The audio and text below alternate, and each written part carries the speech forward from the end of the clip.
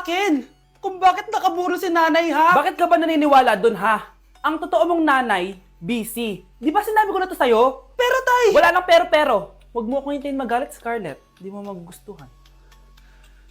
Hindi pwedeng hindi si nanay yung nakita ko sa cellphone. Alam na alam ko yung tsura ni nanay. Malalaman ko rin sikreto mo, tay. Oh, Scarlett, aalis ako ulit, ha? Huwag kang pasaway.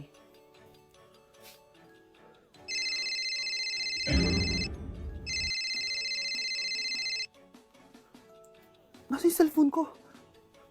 Hello po. Pwede na po maklaim yung 10 million peso na galing sa insurance ng namatay niyo pong asawa. Insurance? Pasaway ka talaga? Pinatay mo ba si nanay, ha? Para makuha yung insurance niya? Hindi mo naiintindihan, anak. Napakahayop mo! Tatawag ako ng pulis! Itigil mo yan, anak! Nay, buhay ka? Oo, anak. Nagtago ako. Pag nagsumbong ka sa pulis, masisira lahat ng plano namin ng tatay mo. Hindi ko maintindihan.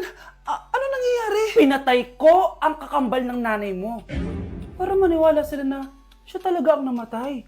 At makuha natin ng mga pera sa insurance. Sawang-sawa na ako sa buhay na to! Marami akong pangarap, anak! Gusto ko na gumanda yung buhay natin! Naririnig niyo ba yung mga sarili niyo, ha? Hindi ba kayo natatakot sa mga pinaggagawa niyo?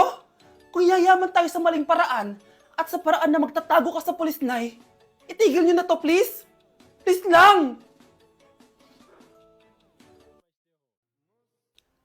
Nay, kamusta na po kayo ni tatay? Eto anak, okay naman. Ikaw, kamusta ka na? Eto nay, malapit na ako matapos ng college. Sana paglabas nyo ni tatay, marami na akong ipon. Huwag kang mag-alala anak, konti panahon na lang. Magkakasama ulit tayo ng tatay mo. See you, Nay. Miss ko na kayo. See you soon, anak.